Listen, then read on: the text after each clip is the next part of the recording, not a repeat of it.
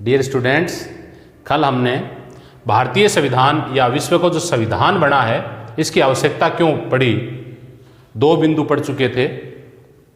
तीसरा बिंदु है सरकार की शक्तियों पर नियंत्रण, क्यों जरूरत पड़ी इसकी, सरकार की शक्तियों पर नियंत्रण। अब देखो, यदि संविधान नहीं है तो सरकार निरंकुश हो सकती है। जैसे पूर्व समय की बात करें तो पहले था राजतंत्र, और फर्स्ट वीडियो में आपने पढ़ा राजतंत्रात्मक शासन प्रणाली में राजा सर्वेसर्वा था। पहले जो राजा बना वो लेवियाथन बना। धीरे धीरे राजतंत्रात्मक शासन प्रणाली अधिनायकत्व की ओर बढ़ने लगी। राजा ने भाई भतीजावाद पैदा कर दिया, समाज में अव्यवस्था फैलने लगी, अराजकता का माहौल होने लगा और इस माहौल के कारण क्रांति हुई। इसलिए दोबारा कोई क्रांति नहीं हो लोकतंत्र में।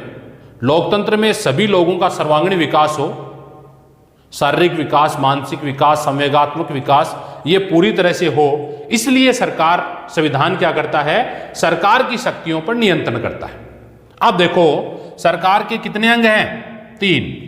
सबसे पहला अंग है व्यवस्थापिका, दूसरा है कार्यपालिका और तीसरा अंग है न्यायपालिका। सरकार के कितने अंग हैं, 3 अंग। व्यवस्थापिका क्या काम करती है, कानूनों का निर्माण। व्यवस्थापिका क्या काम करती है भाई, कानूनों का निर्माण या कानून बनाना। कार्यपालिका क्या काम करती है, कानूनों का क्रियान्वयन। और न्यायपालिका कानूनों की व्याख्या करती है एवं न्याय प्रदान करती है या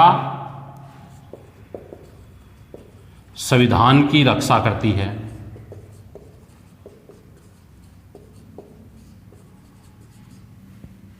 संविधान की रक्षा करती है, ठीक है। अब देखो, व्यवस्थापिका कानून निर्माण का कार्य करती है, कार्यपालिका कानूनों का क्रियान्वयन करती है और न्यायपालिका कानूनों की व्याख्या करती है, ठीक है। इसके लिए एक सिद्धांत है। ये किस सिद्धांत पर कार्य करेंगे तीनों, शक्ति संतुलन,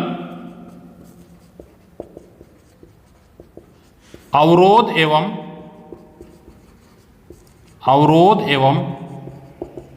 संतुलन सिद्धांत। मतलब संविधान क्या कहता है, सरकार को नियंत्रित क्यों करता है, एक सिद्धांत दिया इन्होंने, शक्ति संतुलन, अवरोध एवं संतुलन सिद्धांत। शक्ति संतुलन का मतलब है व्यवस्थापिका अपना कार्य करे, कार्यपालिका अपना कार्य करे, न्यायपालिका अपना कार्य करे।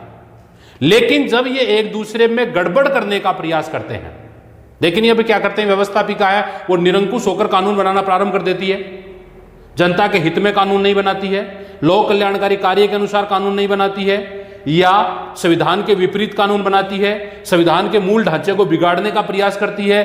तो ऐसी स्थिति में क्या करना चाहिए, व्यवस्थापिका के कानूनों पर क्या होना चाहिए, नियंत्रण। कानून निर्माण पर क्या होता है, नियंत्रण होता है। तो शक्ति संतुलन, अवरोध एवं संतुलन सिद्धांत का मतलब है सरकार के तीनों अंग पूरी तरह से स्वतंत्र है, किसी प्रकार का हस्तक्षेप नहीं है। लेकिन यदि वो गलत रास्ते की ओर प्रस्थान करते हैं, गलत रास्ते की ओर बढ़ने का प्रयास करते हैं, उस दौरान उस पर क्या लगाया जाए, नियंत्रण स्थापित किया जाए, उस पर नियंत्रण लागू किया जाए ताकि ये सुचारू रूप से कानूनों का निर्माण कर सके। अब देखो ये कैसे कैसे नियंत्रण करते हैं। सबसे पहली बात करते हैं व्यवस्थापिका की। व्यवस्थापिका का काम है कानून निर्माण करना। क्यों, व्यवस्थापिका देखो क्या करती है, ये जो व्यवस्थापिका है इसका काम क्या है, कानून निर्माण। ये व्यवस्थापिका पर ये 2 अंग मिलकर कानून निर्माण पर नियंत्रण करते हैं। कैसे करते हैं, व्यवस्थापिका जो है कानून निर्माण का कार्य करेगी, तो कार्यपालिका और न्यायपालिका कैसे नियंत्रित करेंगी। देखो, कोई भी विधेयक बनेगा, क्या बनेगा, विधेयक। कानून बनाने की प्रारंभिक प्रक्रिया को क्या कहा गया है? विधेयक कहा गया है। प्रश्न आ सकता है विधेयक किसे कहते हैं? कानून बनाने की प्रारंभिक प्रक्रिया विधेयक कहलाती है। और विधेयक कानून बनने से पूर्व 7 चरणों से गुजरता है। कितने चरणों से गुजरता है भाई? 7 चरणों से गुजरता है। 7 चरण में देखो, पहला है प्रथम वाचन। प्रथम वाचन को कह सकते हैं प्रस्तुतिकरण। प्रथम वाचन का दूसरा नाम क्या है? प्रस्तुतिकरण। उसके बाद में है द्वितीय वाचन। द्वितीय वाचन, द्वितीय वाचन के बाद में समिति स्तर। द्वितीय वाचन के बाद में समिति स्तर। उसके बाद में तृतीय वाचन। तृतीय वाचन, विधेयक दूसरे सदन में। विधेयक दूसरे सदन में। दूसरे सदन में भी प्रथम वाचन, द्वितीय वाचन, समिति स्तर, तृतीय वाचन। उसके बाद यह विधेयक किसके पास जाता है? राष्ट्रपति के पास जाता है। अब देखो, यदि कोई विधेयक गलत है या संविधान के विपरीत है या राष्ट्रपति को यह ऐसा लगे कि यह विधेयक सही नहीं है, तो राष्ट्रपति ऐसे विधेयक को पुनर्विचार के लिए सदन में लौटा देगा। कोई भी विधेयक हो, उस विधेयक को क्या कर देगा? ये पुनर्विचार के लिए सदन में लौटा देगा। अब जैसे ही पुनर्विचार के लिए कोई विधेयक सदन में आएगा, उस दौरान क्या होगा? उस पर दोबारा प्रथम वाचन होगा, प्रस्तुतिकरण होगा, द्वितीय वाचन होगा। द्वितीय वाचन के बाद में समिति स्तर के पास जाएगा, खूब गहनता से उस पर अध्ययन किया जाएगा। समिति स्तर के बाद में तृतीय वाचन होगा। तृतीय वाचन के बाद में दूसरे सदन में जाएगा। दूसरे सदन में वही प्रक्रिया, प्रथम वाचन, द्वितीय वाचन, समिति स्तर, तृतीय वाचन होगा। और पूरे विधेयक होने के बाद में ये दोबारा यदि विधेयक बनकर राष्ट्रपति के पास जाता है, तो राष्ट्रपति उस विधेयक पर हस्ताक्षर करने के लिए बाध्य है, लेकिन इससे पूर्व वो बाध्य नहीं। इस प्रकार हम कह सकते हैं कि राष्ट्रपति किसी भी विधेयक को पुनर्विचार के लिए लौटा सकता है। और जब पुनर्विचार होगा तो जो भी समस्याएं हैं, उस विधेयक की जो जो कमियां हैं, उस विधेयक में उस पर दोबारा विचार हो जाएगा। इस प्रकार व्यवस्थापिका पर किसका नियंत्रण हो गया? कार्यपालिका का नियंत्रण हो गया। ठीक है। कार्यपालिका कितने प्रकार की होती है? 2 प्रकार की होती है। कार्यपालिका कितने प्रकार की होती है? 2 प्रकार की होती है। नंबर 1, नाम मात्र की कार्यपालिका। नाम मात्र की कार्यपालिका। और नंबर 2, वास्तविक कार्यपालिका। वास्तविक कार्यपालिका। आप देखो, ये जो नाम मात्र की कार्यपालिका है, इसका अध्यक्ष कौन होगा? राष्ट्रपति। इसका अध्यक्ष कौन होगा भाई? राष्ट्रपति। और वास्तविक कार्यपालिका, इसका अध्यक्ष कौन होगा? प्रधानमंत्री एवं मंत्रिपरिषद। ठीक है।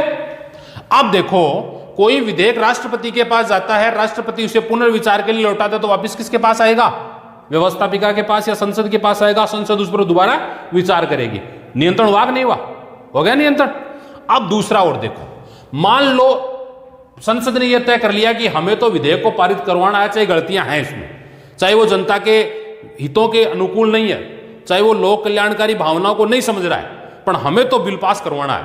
कई बार ठान लेते हैं ना, कई बार इन्होंने ये ठान लिया कि हमें तो इस बिल को पास करवाना चाहिए, गलत है चाहे सही है, दोबारा उसको लौटा दिया साहब।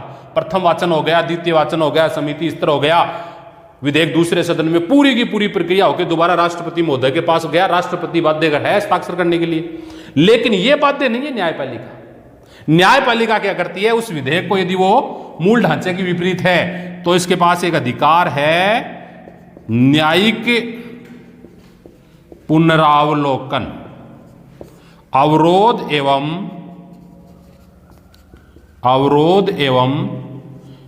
संतुलन सिद्धांत। क्या है इसके पास? न्यायिक पुनरावलोकन, अवरोध एवं संतुलन सिद्धांत। क्या है ये? न्यायिक पुनरावलोकन, अवरोध एवं संतुलन सिद्धांत। प्रश्न आता है न्यायिक पुनरावलोकन, अवरोध एवं संतुलन सिद्धांत से आप क्या समझते हैं? ये आप पढ़ चुके हो। अवरोध का मतलब इसके कार्य में बाधा डालना, अवरोध का मतलब रोकना, क्योंकि व्यवस्थापिका ने तो ठान लिया कि मैं तो गलत कानून बनाऊंगा। पढ़े लिखे लोग कम होते हैं उसमें, उनके लिए मतलब योग्यता है ही नहीं। बाकी सबके लिए योग्यता है, पियोन के लिए भी योग्यता है, लेकिन सांसद बनने के लिए योग्यता नहीं चाहिए, चाहे गूठा टेक हो।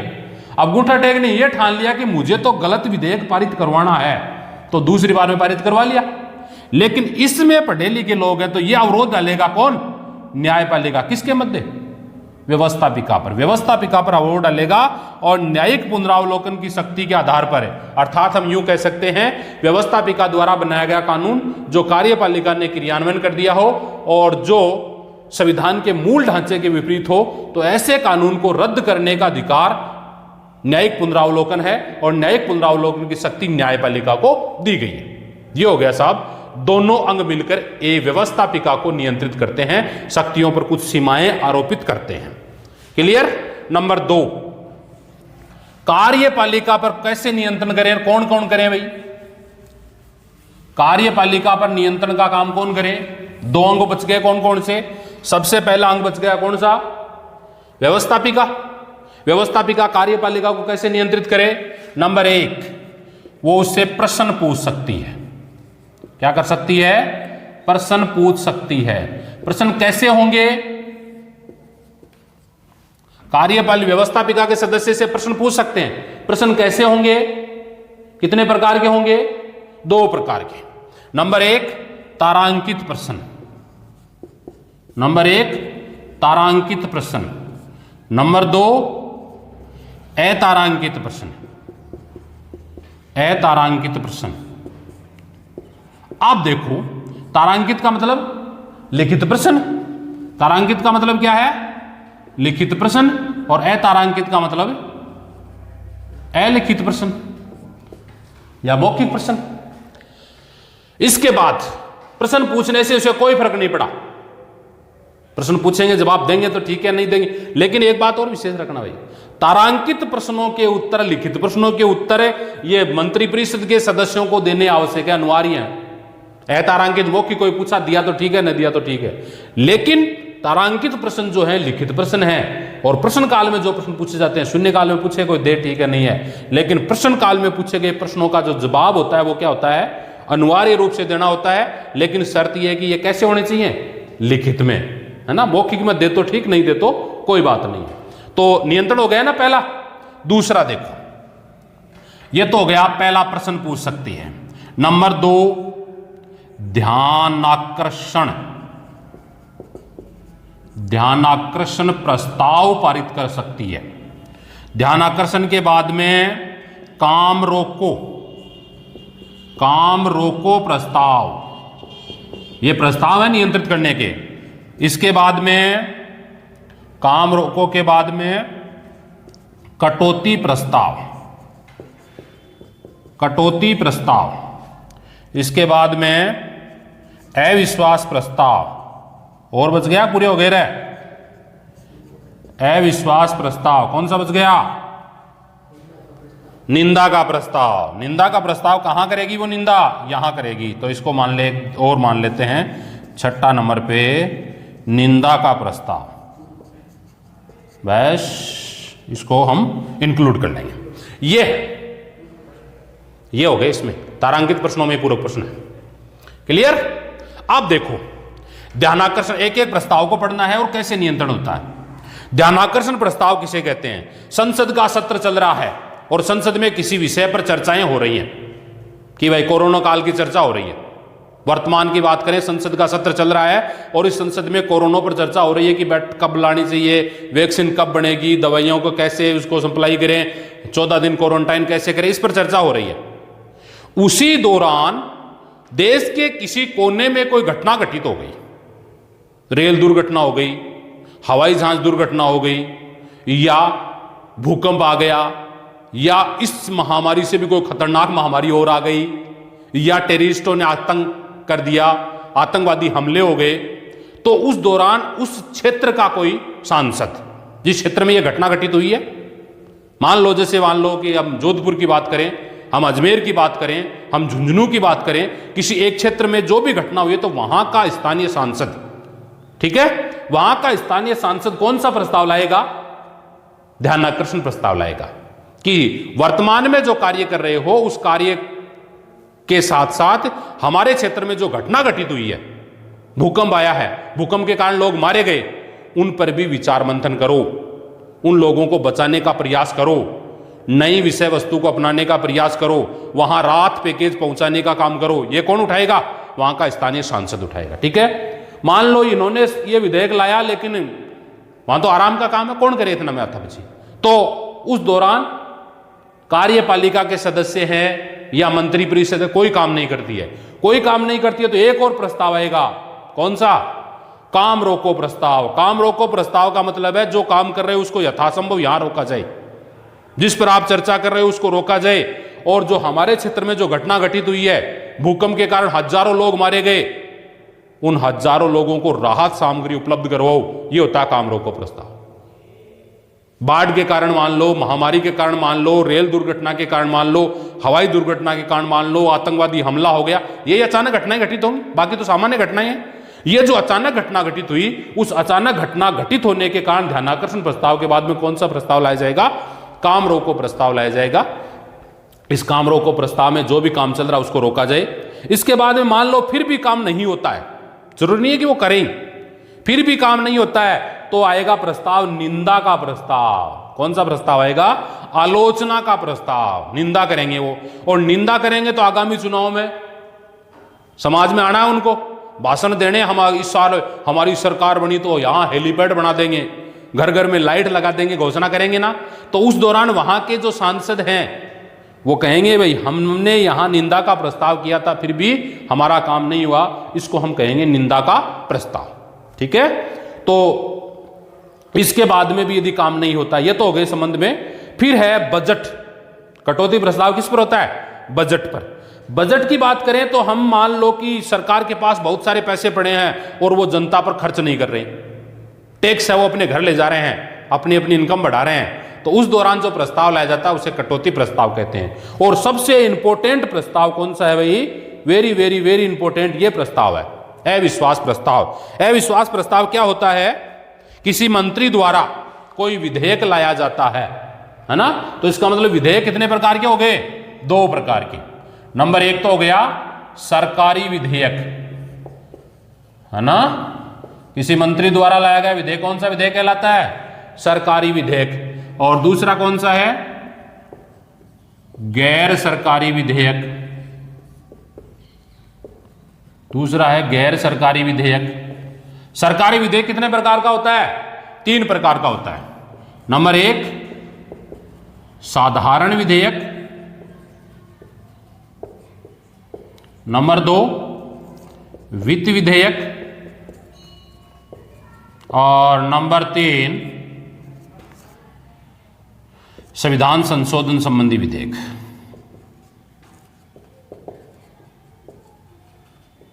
संविधान संशोधन संबंधी विधेयक, ये कितने विधेयक हो गए? 3। अब देखो प्रश्न, पहला प्रश्न बनता है आपका, सरकारी विधेयक किसे कहते हैं? तो किसे का होगा सरकारी विधेयक? किसी मंत्री द्वारा लाया गया, किसी मंत्री द्वारा लाया गया सदन में विधेयक क्या कहलाता है? सरकारी विधेयक। मतलब सदन में कोई मंत्री विधेयक प्रस्तुत करता है वो सरकारी विधेयक है। और गैर सरकारी विधेयक क्या है? संसद के किसी भी सदस्य द्वारा सदन में जो भी विधेयक लाया जाता है उसे हम गैर सरकारी विधेयक कहते हैं। क्लियर? अब देखो सरकारी विधेयक है, किसी मंत्री द्वारा कोई विधेयक लाया गया और वो विधेयक पारित नहीं हो पाता है। किसी मंत्री द्वारा कोई विधेयक लाया गया और वो विधेयक पारित नहीं होता है तो उसको कहते हैं अविश्वास प्रस्ताव। और ऐसी स्थिति में संपूर्ण मंत्रिमंडल को प्रधानमंत्री सहित अपने पद से त्यागपत्र देना पड़ता है। मतलब सरकारी विधेयक, किसी मंत्री द्वारा कोई विधेयक लाया जाता है और वो विधेयक पारित नहीं हो पाता है तो ऐसी स्थिति में अविश्वास प्रस्ताव माना जाता है। और अविश्वास प्रस्ताव की स्थिति को, अविश्वास प्रस्ताव में संपूर्ण मंत्रिमंडल को प्रधानमंत्री सहित अपने पद से त्यागपत्र देना पड़ता है। इस प्रकार हम कह सकते हैं कि व्यवस्थापिका है वो कार्यपालिका पर नियंत्रण करती है। न्यायपालिका पर वो कैसे नियंत्रण करती है? न्यायपालिका जितने भी शपथ ग्रहण समारोह हैं वो कौन करवाते हैं इनको? न्यायाधीश। एक काम। दूसरा, न्यायपालिका इसके द्वारा बनाए गए विधेयकों की जांच कर सकती है, उसके पास न्यायिक पुनरावलोकन का अधिकार है, न्याय प्राप्त करने की उनके पास शक्ति है, न्याय व्यवस्था को स्थापित करने का इनके पास अधिकार है। यह है न्यायपालिका का। अब तीसरा और लास्ट है, ये ऊपर वाले जो 2 अंग हैं कौन कौन से? व्यवस्थापिका और कार्यपालिका न्यायपालिका पर कैसे नियंत्रण करती हैं? व्यवस्थापिका और कार्यपालिका न्यायपालिका पर कैसे नियंत्रण करते हैं? अब देखो, न्यायपालिका के जो सदस्य होते हैं वो कहलाते हैं न्यायाधीश। ठीक है, न्यायाधीश। भारत में न्यायाधीशों अच्छी तरह से काम करें, है ना, इसके लिए इन्होंने 2-3 प्रावधान किए। न्यायाधीशों का सही रूप में कार्य करने के लिए पहला काम इसका निश्चित समयावधि है, निश्चित समयावधि, और यह लंबी समयावधि है। निश्चित भी आयु है इनकी 65 वर्ष, मतलब ये 65 वर्ष की आयु प्राप्त करने के बाद ही अपने पद से पदमुक्त हो सकते हैं, इससे पहले इसे पद से पदमुक्त नहीं किया जा सकता। नंबर 2, इनके वेतन और भत्तों में सरकार कटौती नहीं कर सकती, केवल एक स्थिति में कर सकती है, अनुच्छेद 360 का प्रयोग हो जाए तो। यह होता है वित्तीय आपात। अनुच्छेद 360 क्या कहलाता है? वित्तीय आपात। यदि वित्तीय आपात लागू हो जाता है तो ऐसी स्थिति में इनके वेतन और भत्तों में कटौती की जा सकती है, बाकी इनके वेतन और भत्तों में कटौती नहीं की जा सकती। नंबर 3 इसमें किया गया है कि जिस पद से रिटायर होंगे तो वहां ये वकालत का काम नहीं कर सकते। यदि वकील बन गए तो फिर वहां ऊपर से कोई अधिकारी रिटायर हुआ, रिटायर होकर नीचे का बन गया, तो वो नीचे पहले इनके रह चुके हैं, वो तो इनकी बात मानेंगे। इसलिए जिस कोर्ट से ये रिटायर हुए हैं वहां पर ये दोबारा न्याय प्रदान, मतलब वकील का काम, अधिवक्ता का काम नहीं कर सकते। ये तो है इनको स्वतंत्र रखने के प्रावधान। अब इन पर नियंत्रण कैसे करती है? तो देखो, नियंत्रण करने का बहुत अच्छा प्रावधान है, एक बहुत अच्छी प्रक्रिया है। यदि सर्वोच्च न्यायालय के न्यायाधीश सही कार्य नहीं करते हैं, है ना, सही कार्य नहीं करते हैं, संविधान की गरिमाओं के अनुसार कार्य नहीं करते हैं, दूसरे देश को अपनी कोई संपत्ति है, दूसरे देश में हमारी कोई गुप्त रहस्य है, उस रहस्य को दूसरे तक संप्रेषित करने का काम करते हैं, दूसरे तक भेज देते हैं। पाकिस्तान हमारा दुश्मन है और यहाँ की कोई आईडी है, पाकिस्तान में भेज दी इन्होंने, तो ऐसा काम करते हैं, देश की एकता और अखंडता को विभाजित करने का काम करते हैं। तो ऐसी स्थिति में क्या होता है, इन पर महाभियोग प्रक्रिया के द्वारा जो व्यवस्थापिका से प्रारंभ होगा, कार्यपालिका का सहयोग होगा, इसको न्यायपालिका के सदस्यों को क्या कर दिया जाएगा?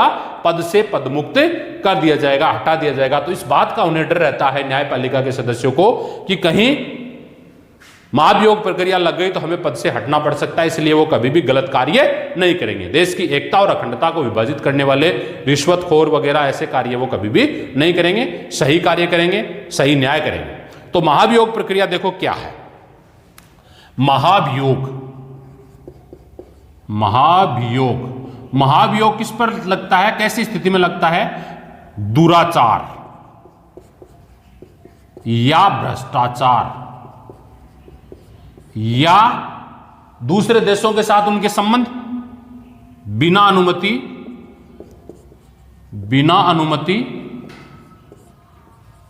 दूसरे देशों के साथ संबंध रखना। क्यों? ऐसी स्थिति में क्या लगेगा? महाभियोग प्रक्रिया लागू होगी। महाभियोग प्रक्रिया चालू करने के लिए क्या करना पड़ता है? जिस भी व्यक्ति के विरुद्ध महाभियोग प्रक्रिया लगानी है, जिस न्यायाधीश के विरुद्ध महाभियोग प्रक्रिया लगानी है, तो व्यवस्थापिका के जो उपस्थित एवं मतदान करने वाले सदस्य हैं उनका 1/4, कितना? उपस्थित एवं मतदान करने वाले सदस्यों का 1/4 सदस्यों द्वारा हस्ताक्षरित विधेयक 14 दिन पूर्व उसके पास सूचित किया जाता है। मतलब जिसके विरुद्ध भी, जैसे मान लो सर्वोच्च न्यायालय का मुख्य न्यायाधीश है ना, इस मुख्य न्यायाधीश के विरुद्ध आपको क्या लाना है? महाभियोग प्रक्रिया। इन्होंने भ्रष्टाचार किया है, दुराचार किया है, या दूसरे देशों के साथ इन्होंने बिना अनुमति के संबंध बनाने का प्रयास किया है, हमारी विदेश नीति को प्रभावित करने का काम किया है, देश की एकता और अखंडता को विभाजित करने का काम किया है। तो ऐसी स्थिति में क्या होगा? मुख्य न्यायाधीश के विरुद्ध हम क्या लगेंगे? महाभियोग प्रक्रिया। तो 14 दिन पूर्व है, कितने दिन पूर्व है? 14 दिन पूर्व है, सूचना देंगे इसको, 1/4 हस्ताक्षर होने की सूचना दे देंगे किसको? मुख्य न्यायाधीश को। 14 दिन बाद क्या होगा? 14 दिन बाद में ये जो व्यक्ति है, मुख्य न्यायाधीश है, या तो स्वयं उपस्थित हो सकता है, स्वयं उपस्थित नहीं होता तो अपने प्रतिनिधि को भेज सकता है सदन में, और यदि प्रतिनिधि को नहीं भेज सकता तो भी कोई बात नहीं है, सदन में कार्रवाई चलेगी। कितने दिन बाद? 14 दिन बाद में। 14 दिन बाद में जब कार्रवाई चलेगी तो इस कार्रवाई का मुख्य जो अंग होगा, मसौदा होगा, उस पर विचार मंथन होगा, प्रत्येक चीज पर विचार होगा कि इन्होंने भ्रष्टाचार किया तो इसके एविडेंस क्या है, किस किस के कोई वीडियो क्लिप है, कोई मोबाइल की क्लिप है, कोई फोटो है, या दूसरे देशों के संबंध में यात्रा वृत्तांत है, हवाई यात्रा है, गुप्त तरीके से गए, तो कैसे तो हुआ है? भ्रष्टाचार कैसे होगा ऐसे? यदि वो रोज अपने ऑफिस में जाता है और ऑफिस से घर आता है तो भ्रष्टाचार कैसे होगा? नहीं होगा ना। तो उसकी पूरी जांच होगी, है ना। पूरी जांच के माध्यम से यदि जांच में वो पाया जाता है दुराचारी, भ्रष्टाचारी, कपटकर्ता पाया गया, देश की एकता और अखंडता को विभाजित करने, मान लो पारित हो गया, पारित होने के बाद में उस पर होंगे वोट, है ना। बाद में क्या होंगे? वोट। तो वोट होंगे तो उस दौरान जो कुल एवं उपस्थित तथा मतदान करने वाले सदस्य, 3 नाम आए, कुल जितने हैं उनमें उपस्थित कितने हुए, उनमें से मतदान करने वाले कितने हैं, उनके 2/3 सदस्य से यदि विधेयक पारित हो जाता है, पारित होने के बाद में वो दूसरे सदन में जाएगा, दूसरे सदन में भी पारित हो गया तो वो राष्ट्रपति के पास जाएगा, राष्ट्रपति के हस्ताक्षर होते ही सर्वोच्च न्यायालय का मुख्य न्यायाधीश अपने पद से क्या हो गया? पद मुक्त हो गया। तो इसको डर है कि नहीं इस बात का? है ना। इस बात का इसे डर है। किस बात का? इस बात का डर है कि व्यवस्थापिका हमारे ऊपर कभी भी, व्यवस्थापिका और कार्यपालिका दोनों मिलकर कभी भी क्या कर सकते हैं? क्या कर सकते हैं भाई? व्यवस्थापिका और दोनों मिलकर हमारे ऊपर महाभियोग प्रक्रिया के माध्यम से अपने पद से पदमुक्त कर सकते हैं।